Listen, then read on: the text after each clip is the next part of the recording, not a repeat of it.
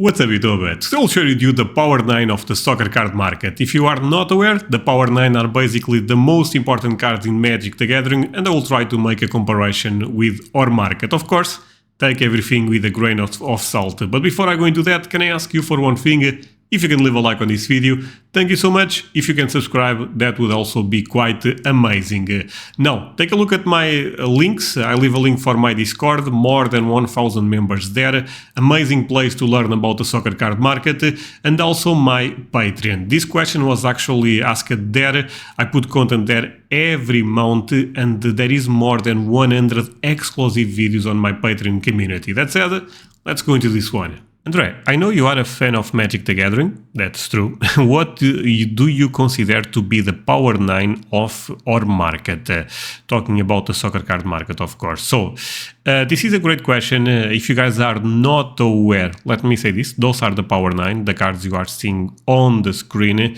Basically, those are the most powerful cards in the entire game. They are not the rarest cards, but I will talk about that in a second. But the reality is this is a difficult comparison. Why? I mean, saying that soccer have Power 9s, that's... sorry, but that makes very little sense. That said, I thought this was a fun game. So, those are the most iconic cards in Magic the Gathering, the Power 9. All of them are also crazy powerful and got released in '93 with the Alpha limited edition. Also important to mention that Black Lotus is in a different level in terms of popularity. The rarity is actually the same between all the 9. Condition rarity also similar among them.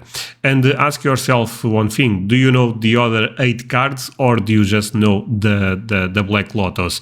Probably a lot of you guys are aware of the Black Lotus, but not aware of the other 8. That said, for Magic collectors / players, those cards are the most iconic cards we have in our market. In soccer, this is quite more difficult, and we don't have any cards that come close to Black Lotus in terms of popularity. If you think Messi's Avalon Bees or Pelé Alifa Bolojet are as popular as Black Lotus, you are living in a different world, my friend. That's not the case at all. The original print run of the Alpha edition, the first set where those cards end up appearing, was 1.1k for each of them. So when it comes to condition rarity, they are very strong. When it comes even to true rarity, they are also very strong. If you really think about 1,000 copies for each of those cards is not a lot. A lot of them got destroyed into the trash. So there is a lot of true rarity there. Now, again, I know this may be a bit boring for a lot of you guys. Tell me in the comments if you like this type of content or not. But there was other reprint, beta, and also unlimited. Unlimited is very easy to tell the difference. The border is white for Black Lotus and all the other cards, and beta is the set after the alpha. That's why I'm saying this is a difficult comparison. There is a lot of key factors to make those cards the most iconic ones, the Power 9, but in reality, the main reason those cards are the Power 9 is because, honestly, the main reason is difficult to say, but they are iconic and they are crazy powerful. There is actually cards in Magic the Gathering that are more rare than the Black Lotus, but that does not make them more expensive. So, let's say this. Some rules for this fun game.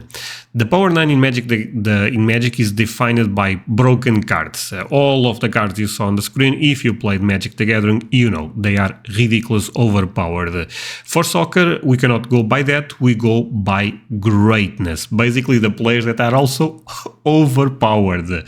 I will try to not repeat, so that there is a typo there, not players, to also make this top a bit more diverse. It would be very boring if I put three Pelés, 4 Lionel Messi and 2 Cristiano Ronaldo. That will be quite boring. In soccer, we have some crazy rare cards, for example, the Puskás rookies or some niche Di Stefano or even the 57 Pelés. Those will not make the list since one of the main rules for this game will be availability. Even if they are rare. Okay, they will still be rare, but they have to be available. Like I said to you, the Black Lotus, actually, so for example, if you put all the editions, Alpha, Beta, and Unlimited, you have more than 20k Black Lotus. So it's still a very difficult card to find, specific in the Alpha edition, but they are available, quite more than, for example, a 57 Pelé.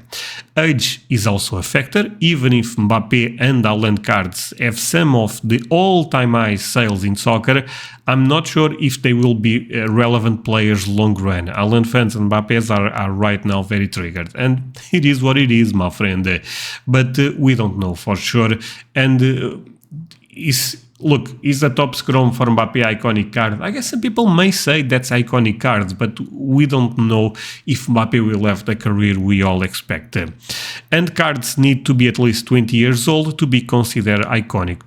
20 years is, to be fair, a random number. Could be 15, it could be 25. You guys get the point. Let's go with 20 years. Why? I'm the one making the rules. Now, the Soccer Power 9. My friends, let's start with this. The first one is super obvious. I thought this, when you think about the most iconic cards in soccer, I will also use stickers, by the way.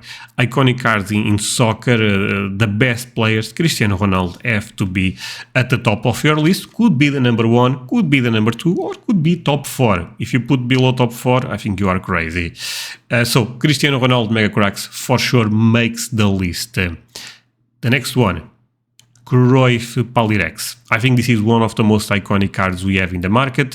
It's difficult to find for sure, but is not as difficult as, for example, Pelé 57 releases. The next one, oh boy, Ronaldo Woodball. So guys, quick pause on this one, but trust me, it's an important message. Recently, I became affiliated with PWCC, and I believe they are the best in the business. If you like to buy pre-modern and modern and even vintage, they are probably the best place you can find for the soccer card market. If you want to support the channel and you don't need to pay me anything, just click on the links I will leave below the video for PWCC, or you can even scan the QR code you are seeing on the screen.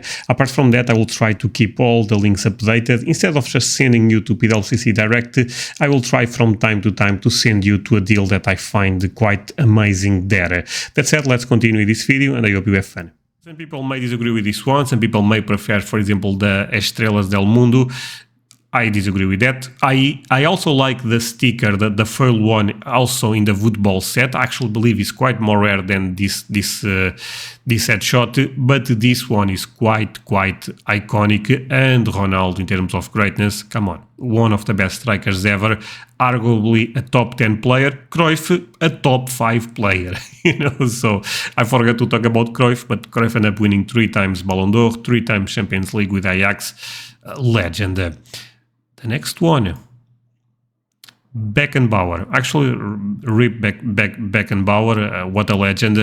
Beckenbauer have releases that are more rare than the Bergman card, but this one is super iconic. Because of that, makes the list, again, top 10 player ever. Next one is Maradona. And Maradona, this may be a controversial one. This is the true rookie for Maradona, and in reality, the only rookie. Now, some people may like the Panini sticker a bit more, the Calciatore, and it's quite iconic, to be fair. If you want to change this one for the Panini sticker, I'm fine with that. This, in terms of history, in terms of rarity, I like it a bit more. I think it's still fairly available, so makes the list.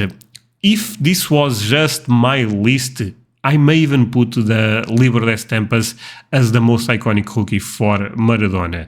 I own both the sticker, I guess you can call that a sticker, but I own the disc and the Libro de Estampas, and I prefer the Libro de Estampas. That said, I think most people consider this the grail for Maradona, and if we look at sales, we also saw this.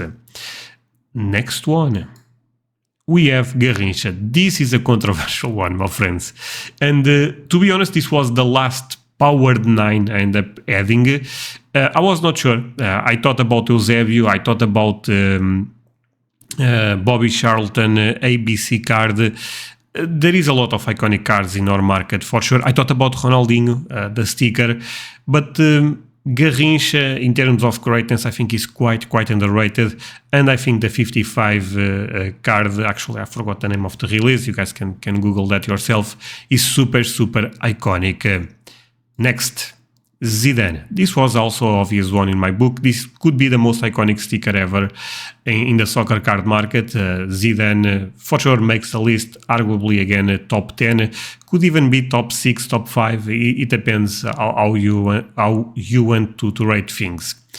Next one, and this will decide, by the way, the Black Lotus of our market. Like I said, this is an unfair comparison because I really don't think we have a Black Lotus, because Black Lotus in Magic the Gathering is so ahead of the others. We don't have this at all in soccer. Everything is actually kind of close. I would say Messi and Pelé, they are a bit ahead of the competition in terms of collectors, but they are very close at the end of the day.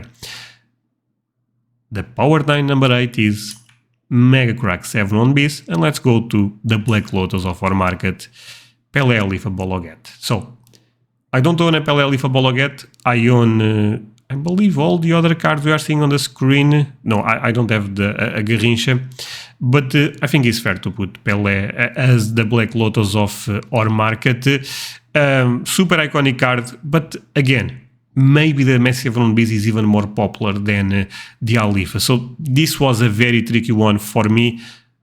Let's forget the order, because like I said, I don't think we have a clear number one like there is in the Power 9 of Magic the Gathering, but those for me are the most iconic cards in the soccer card market. The only one I'm not sure, and I'm going to be honest, my friends, is Garrincha. I think that spot is open. The others, I disagree. I don't think you can look. Alifa 100% should be. Maradona, I guess we can debate the release, but Maradona needs to be. Both Mega Cracks for Ronaldo and Messi 100% they need to be. Zidane, no brain. Ronaldo in my book also no brain. Ronaldo, maybe there is a debate if you should put the Estrelas or even the other full sticker if you prefer that, but needs to be. Pelé, I mean, come on, no debate there. Beckenbauer, in my opinion, also no debate there. Garrincha, I believe, is very underrated. I don't even own that card, but I think it's fair to put Garrincha. If you want to change Garrincha for... So, the honorable mentions, I would say for this is basically Ronaldinho, have a claim there. I think the sticker is iconic. Eusébio, not the super rare stuff from Portugal, but the Calciator stuff, I think also have a claim. Bobby Charlton, I believe the card is very iconic, to be honest, and is a beautiful card, the ABC. So if you want to put that, I would not be mad at all. There is a couple more. Henry, the sticker is very iconic, but Henry is not in the same level as the players you are seeing on the screen, and I think that's a problem. Platini could be on this list, to be fair. Van Basten could be on this list. So, as you can see, there is a couple of alternatives if you do not want to go with Garrincha, but those are my choices. If you disagree, again, leave me a comment. And that's it for today, my friends. Hope you end up enjoying this video. If that's the case, do not forget to leave a like. And of course, take a look at the links I leave on the description and also in the comments. Discord server, more than 1,000 members there. So if you want to learn about the soccer card market, that's the best place. And of course, if you want to have exclusive content, take a look at my Patreon. The same way, I leave the link on the description and also in the comments. I will also try to put a QR code right there if you want to check my Patreon. And that's it, my friends. See you guys soon. Bye.